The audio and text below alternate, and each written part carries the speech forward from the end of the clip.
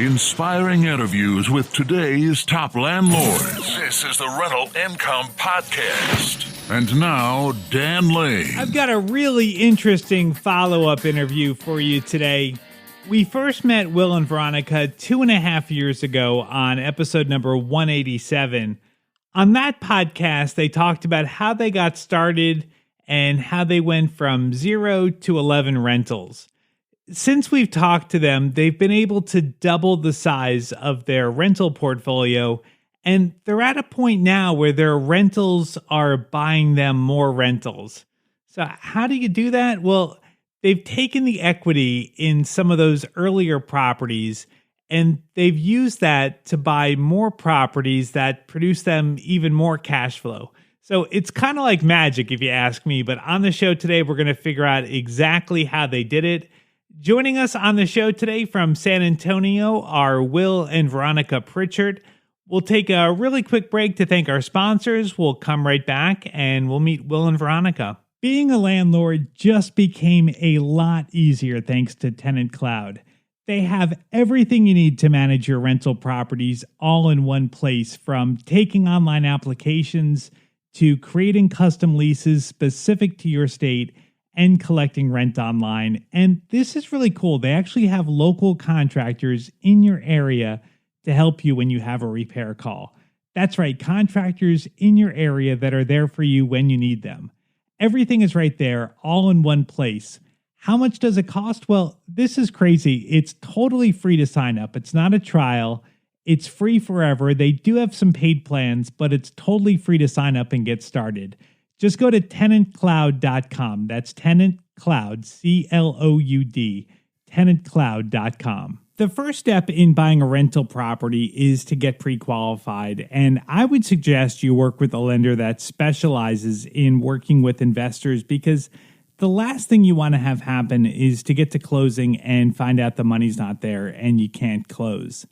The lender that I recommend is Chaley Ridge from Ridge Lending Group. She's a nationwide lender, and she'll pre-qualify you for free if you mention Rental Income Podcast. Find out more today. Contact Chaley at ridgelendinggroup.com. That's R-I-D-G-E, lendinggroup.com. NMLS 42056. So, Will and Veronica, we had you on the podcast about 2.5 years ago, and at that time, you've been investing for a few years and you got up to 11 rentals. Where are you guys today? Now we have grown that about double. We're at about 22 today and loving the business even more and more. I love it. I love it. Now, when you were on before, you were buying all single family houses in good neighborhoods. Are you doing kind of the same strategy? We are. Well, yes, we've grown into some small multis.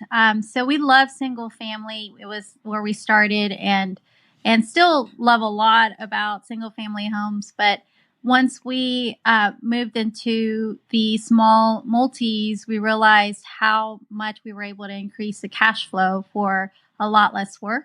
So that really intrigued us, and we've been pursuing that now a little bit more. Now, let's talk about a property that you just sold. So the very first property that you guys had as a rental was a house that you used to live in.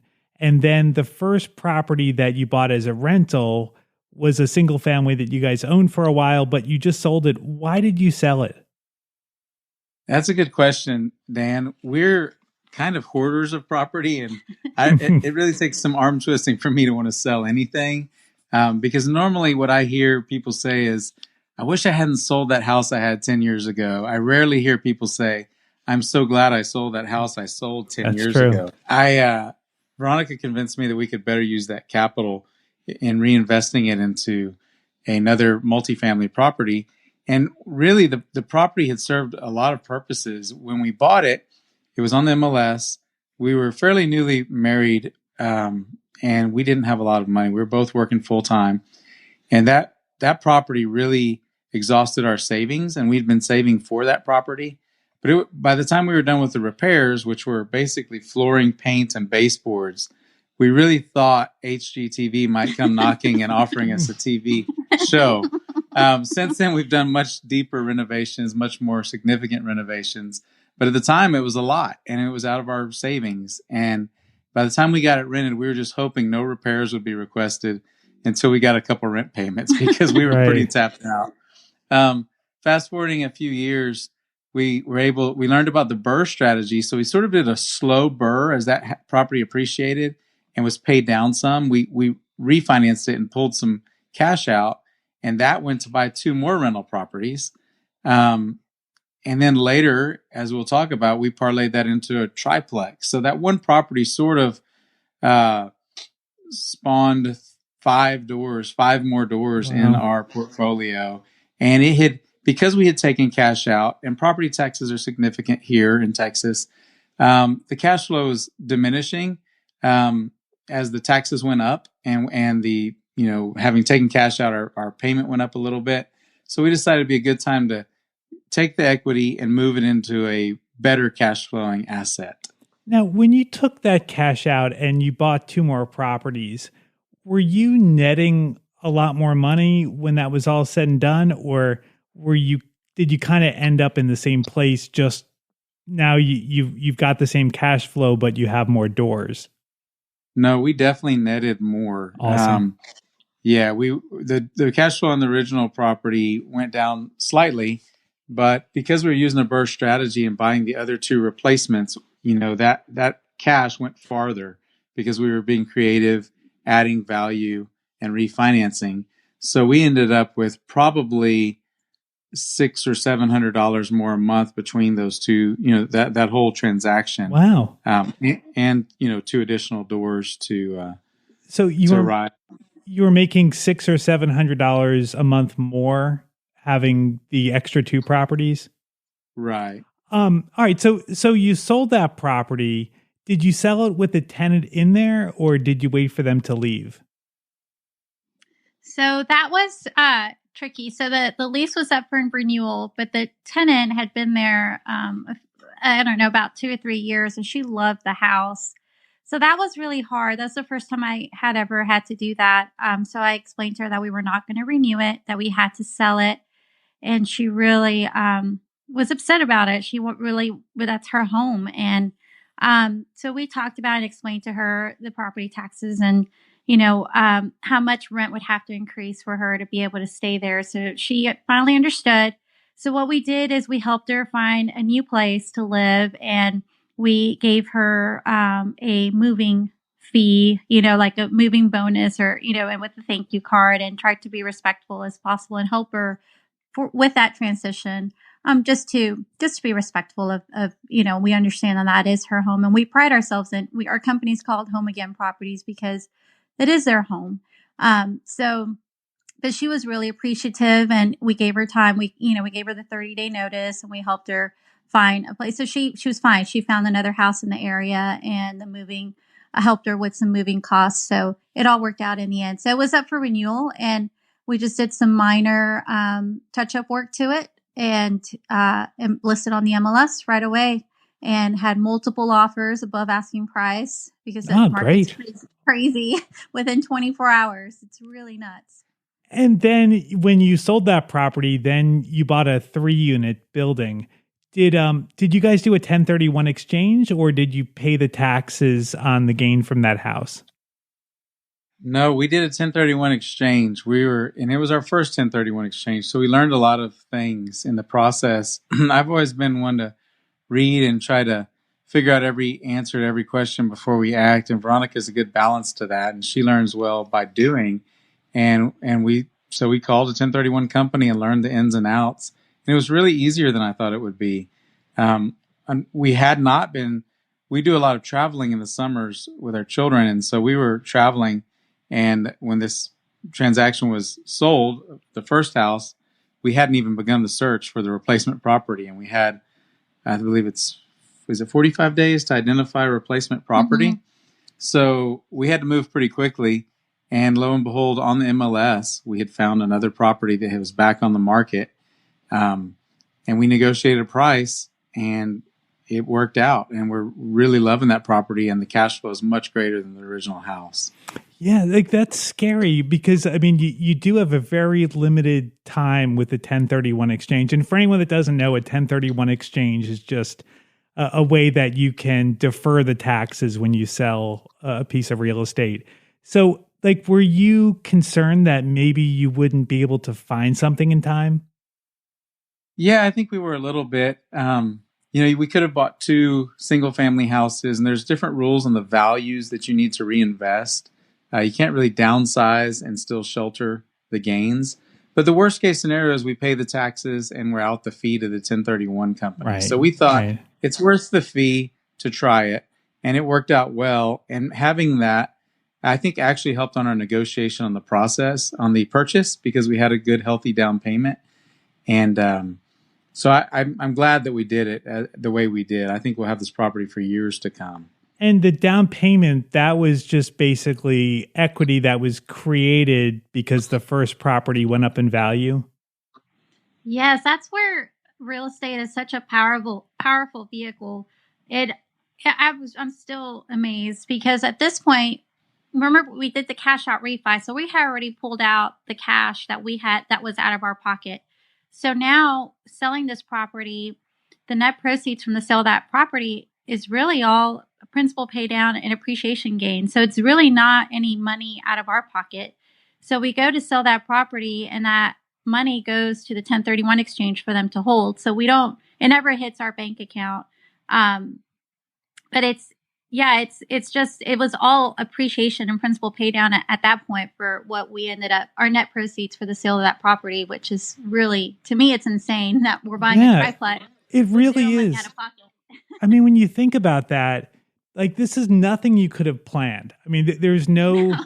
It's like it just happened, and it happened because you guys took the chance and bought that first property, and then that first property opened up the doors to get two more properties and now a 3-unit building. And it's all that initial money that you put into that first deal. Right. That's really awesome. It really is. It's kind of like planting a bunch of trees and just letting them Right. grow, and then you have options to do with them. And I'm a firefighter, and I try to teach younger firefighters that this is possible and to not listen to the naysayers, and because it doesn't take a lot of wealth to do this, and it's powerful, it's life-changing, it's family-changing. And so we're pretty passionate about it, which is why we love talking about it to you and to friends and to the audience here, to say you can do it. And when we started with this first purchase, people were saying, we're at the top of the market. I wouldn't invest in real estate. We're due for a downturn. And luckily, we didn't listen.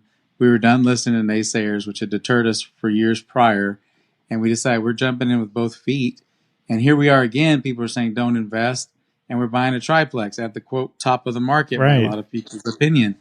And I'm just not a fan of market timing. I think if you buy really good deals along the way, you can be successful. That's true. I mean, there's always deals out there in any market. So I think that's a great way to look at it.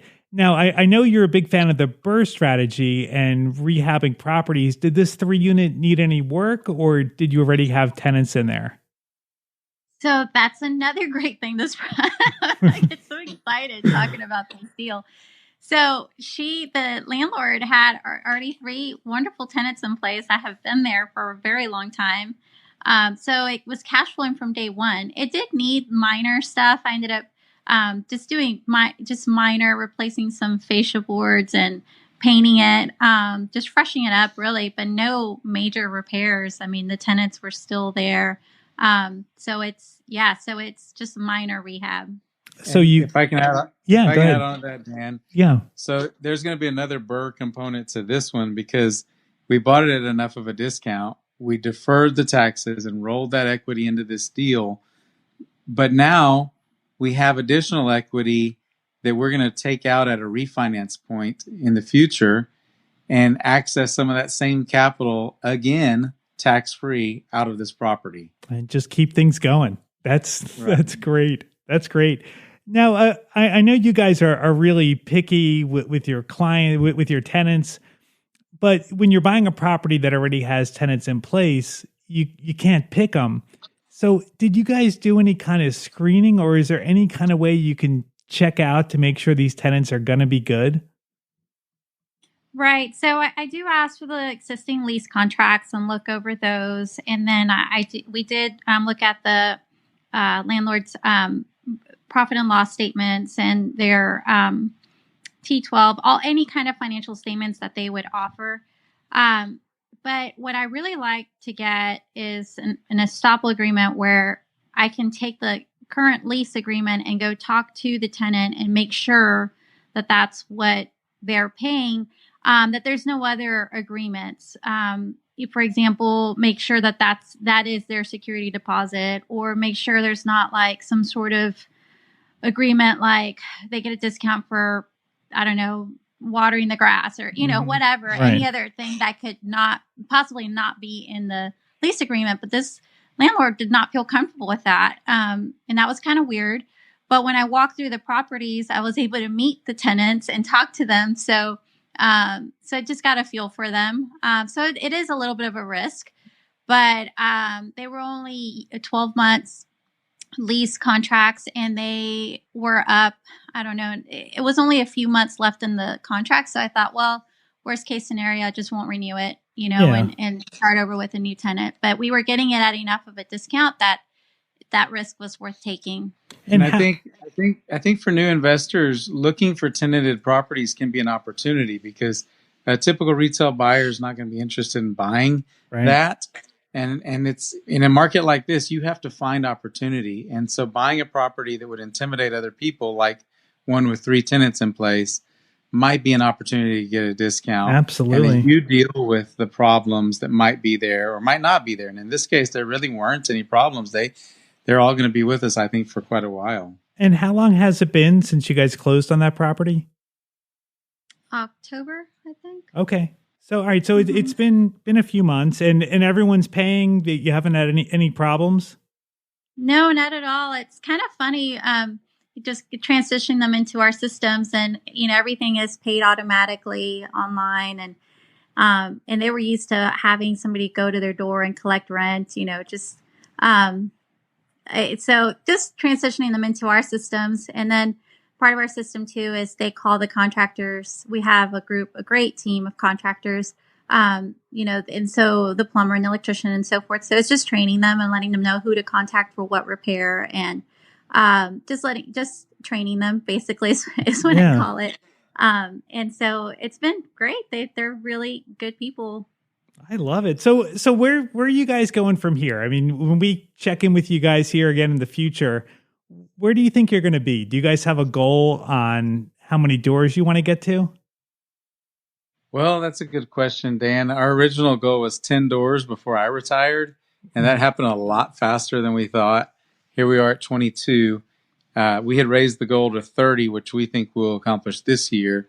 I don't see us ever stopping. We enjoy it. We really enjoy it. Some days we're riding around on my day off and we're looking at properties, and I can't believe that we can call this work, because it's fun. I think as we grow, I think that we'll have to end up hiring somebody, but I don't think I'll ever let go of it entirely. I think what we envision is hiring somebody on like an assistant, and then just training them on our systems instead of hiring a rental property management company, just hiring our own staff and managing it with our own systems, because our systems have worked, thankfully, through this whole process. And I think thanks to our systems, they helped us through COVID as well, because we had these systems in place. So it's something I feel really strongly about, and it's something I really enjoy. I also think that's a big part of it. You kind of have to pick and choose what is fun. And to me, it's really fun to go meet the new tenants and welcome them into their new home and just be part of that excitement. Yeah. So I really like that part of it. So if I can hand off the little like tedious stuff, with the screening and everything, and still be part of the people part of it, that would be great. Does it feel like a lot more work? I mean, you've got twice as many tenants now. Does it feel like more work or not really? No, not at all. When we really, sit back and when I really, I guess, inventory my time spent on the business, I really, it's not on the property management. It's work up front, getting the right people in the property, getting the property ready to be rented, and then selecting the right tenant. But once we get the right person in there, it really is as passive as passive can get, in my opinion. And I really didn't notice it until COVID when we decided to slow down. So a lot of my time is spent on analyzing deals and making offers and growing the business. But when COVID hit, we decided to take a little break from that just to let the dust settle and see what was happening. And that's when I really realized, wow, this really is passive. The tenants are still paying, and it was minimal work. So that's when it really became magical for me. I love it. I love it. That's awesome. Now, I know when you were on before, we talked about how you were really selective with your tenants. You did a lot of screening, and you would really hold out for a good tenant. It's been 2.5 years since we talked. Have any bad tenants snuck by your screening, or has everybody been pretty good? Oh, gosh, they've been great. Can you think of anybody? They are really amazing. During COVID, Bexar County, San Antonio's in Bexar County, and, announced no evictions and, all of these, I guess, just precaution, right, that they were taking. And it was a little scary. Not that we've ever had to evict anybody, thank goodness, knock on wood. But it was kind of like a tool, right, that you had, and that was taken away from us. But we actually had tenants calling us, asking us how we were doing. Oh, so that's great. That was awesome. We're very lucky. I think honestly, it's a testament to the systems that Veronica's put in place. She takes the time on the front end, where a lot of people are just happy to get it filled. She has strategies to have multiple people show up and apply, so she can really select the best tenant for our property. And I really think that pays off in dividends and really debunks a lot of the myths that you hear. So we've had great experience with our tenants. I love it. That's so good. I'm so happy for you guys. If anybody wants to reach out to Will and Veronica, I've got their contact information on the website. You can find it at rentalincomepodcast.com/episode 308. Or if you want to go back and listen to their first interview, they were on episode number 187. I'd like to thank today's sponsors for making this episode possible. First, I'd like to thank Chaley Ridge from Ridge Lending Group. If Will and Veronica inspired you and you're ready to buy your first rental property or you want to add to your portfolio, the lender that I recommend is Chaley Ridge. She's a nationwide lender, and she has a ton of loan programs. They're all for investors, and she can find something that'll work for you in your situation. If you want to find out more or set up a time to talk to Chaley, just go to ridgelendinggroup.com, NMLS 42056. I'd also like to thank Tenant Cloud for sponsoring today's episode. If you're looking for online leases, online applications, or you're even looking to find local contractors in your area, you can find it all at tenantcloud.com. That's Tenant Cloud, CLOUD, tenantcloud.com. Thank you so much for listening to the podcast today. Make sure you subscribe. We put out new interviews every single Tuesday. And if you subscribe, you'll get notified as soon as they come out. My name is Dan Lane, and this has been the Rental Income Podcast.